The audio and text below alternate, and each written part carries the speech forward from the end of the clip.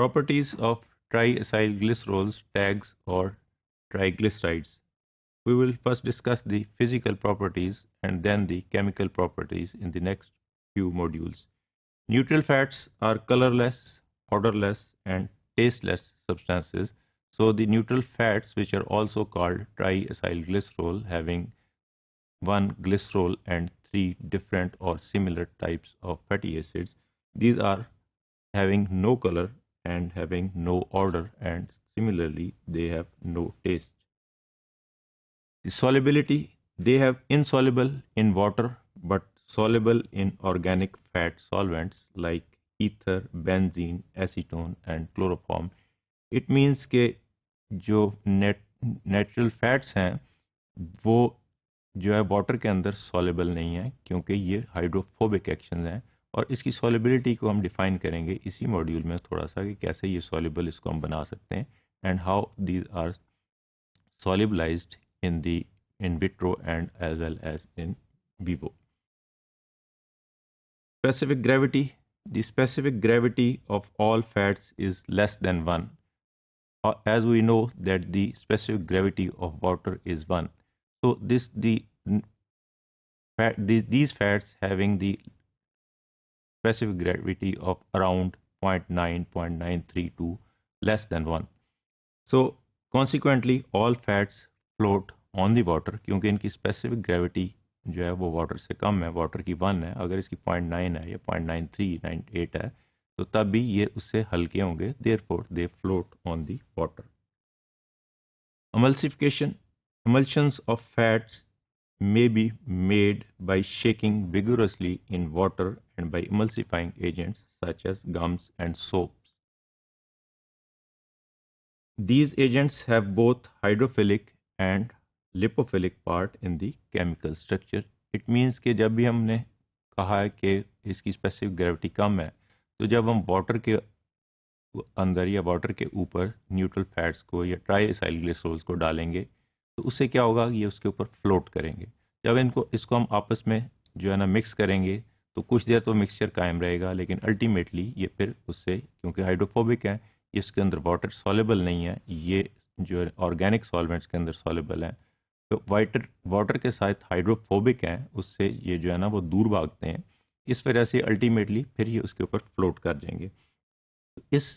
इसको आपस में मिलाने के लिए ऐसी चीज़ की रिक्वायरमेंट है which is known as emulsification agent और emulsifying agents which are like gums and soaps. जब हम इसको आपस में डाल देते हैं तो emulsification एजेंट्स में हाइड्रोफिलिक एंड हाइड्रोफोबिक दोनों प्रॉपर्टीज़ होती हैं, या in other words hydrophilic and lipophilic properties होती हैं. एक साइड पे वो उसको फैट को बाइंड कर लेते हैं और दूसरी साइड पे वाटर को बाइंड कर लेते हैं, जिसकी वजह से जो है ये आपस में मल्सीफाई होके होमोजेनस मिक्सचर बना लेते हैं. We will see in the next few slides. We can see here कि यहाँ पे we can see this is the water. यहाँ हमने कहा था कि इसकी स्पेसिफिक ग्रेविटी लोअर है then the water, so we can see here कि अगर हम इसके ऊपर कोई ऑयल या ट्राइसाइग्लिसरोल का कोई जो है ना फ्लूइड डालते हैं तो ये ऊपर फ्लोट कर रहा है और ये नीचे वाटर है. अब हमने इसके अंदर emulsifying एजेंट डाल दिया, मस्टर्ड. वी कैन कि मस्टर्ड हमने emulsifying एजेंट डाल दिया. जब इसको हमने मिक्स किया तो ये emulsifying एजेंट के अंदर ऐसी प्रॉपर्टीज़ हैं कि जो उसको, जिसके साथ वो उसको दोनों तरफ से, एक तरफ से हाइड्रोफिलिक है, एक तरफ से हाइड्रोफिलिक है, दूसरी तरफ से वो लिपोफिलिक है, ताकि वो वाटर को और लिपिड्स को आपस में जोड़ देगा. तो उसकी वजह से ये अल्टीमेटली एक होमोजेनस मिक्सचर बन जाएगा. मस्टर्ड वी नो कि हम इसको उर्दू में राई भी कहते हैं, ये बारीक बारीक सी जो है ना सीड्स हैं. So the mustards have a variety of chemicals in their mucilages surrounding the seed hull that acts as emulsifier. इसका सीड हल जो है, इसके अंदर जो सीड का कवरिंग है उसके ऊपर अंदर जो है वो डिफरेंट म्यूसिलेजेस होती हैं जो इसको यूज़ करती हैं, जिसके अंदर इसकी emulsifying एजेंट की प्रॉपर्टीज इसके अंदर होती हैं. The emulsification of the dietary fats in the intestinal canal brought about by the bile salts. अभी तक हमने emulsification देखी कि जो ह्यूमन बॉडी में नहीं है, जो कि हमने टेस्ट ट्यूब में या ग्लास बीकर में देखी कि वहाँ हमने मल्सीफाइंग एजेंट डाल दिया, वाटर डाला और ट्राइसाइल ग्लिसरॉल डाल दिया। तो जब हमने मल्सीफाइंग एजेंट के साथ उसको शेक किया तो वो उसके दोनों मल्सीफाइंग एजेंट की वजह से वो होमोजेनस मिक्सचर बन के वो उसके साथ जुड़ गया, एक जैसा होमोजेनस हो गया। लेकिन ह्यूमन बॉडी में क्या होता है या in other bodies of the animals, dietary fats जो हम इंजेस्ट करते हैं, जो हम खाते हैं, वो चले जाते हैं इंटेस्टाइन में। वहाँ due to the action of the intestinal muscles वो स्मॉलर उसमें ब्रेक डाउन हो जाते हैं स्मॉलर पार्टिकल्स में।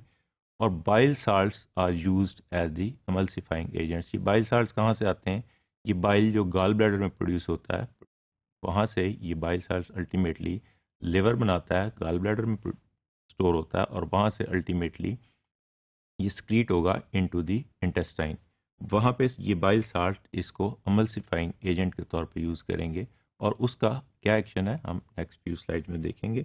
The prerequisite for digestion and absorption of the fats. जब तक ये एमल्सिफाइंग एजेंट नहीं बीच में लगेंगे, ये आपस में होमोजेनस मिक्सचर नहीं बनेगा वाटर का, क्योंकि इंटेस्टाइन का जो मेन वो है मीडियम वो वाटरी है, वो ऑर्गेनिक फ्लूइड उसके अंदर नहीं है उसकी ल्यूमन में। That's why we need emulsifying agent.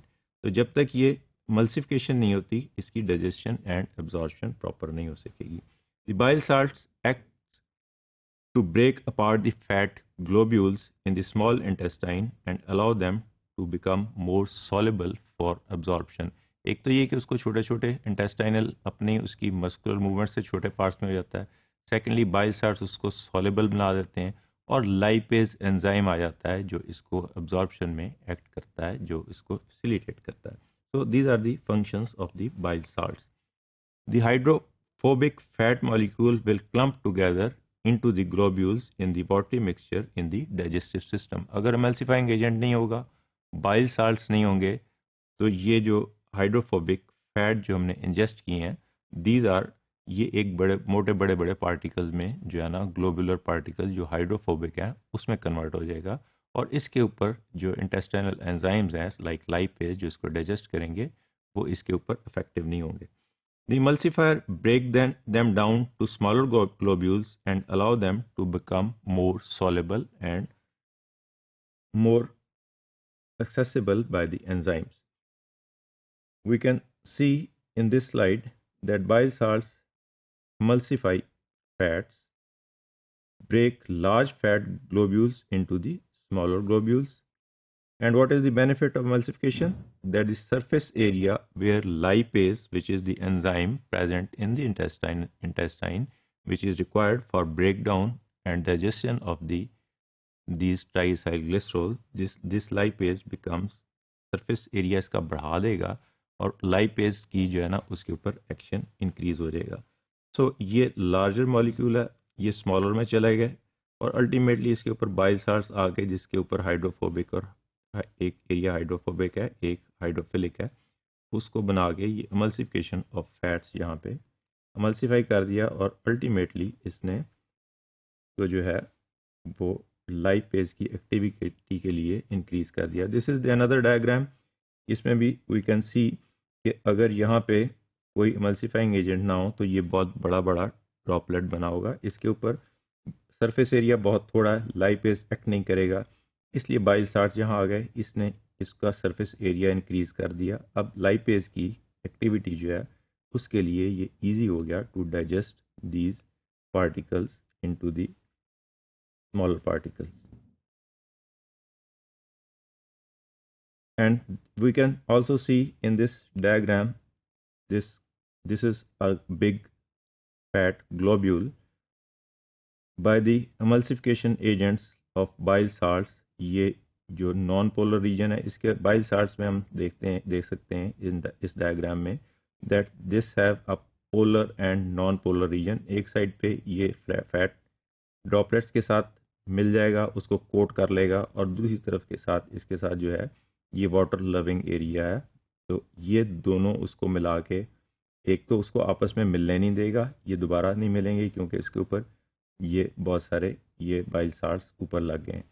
Secondly ये जिस वक्त इसका सरफेस एरिया इंक्रीज हो जाएगा तो यहाँ पे एंजाइम एक्टिविटी इंक्रीज हो जाएगी that is required for digestion of these particular try acyl ग्लिसरोल्स।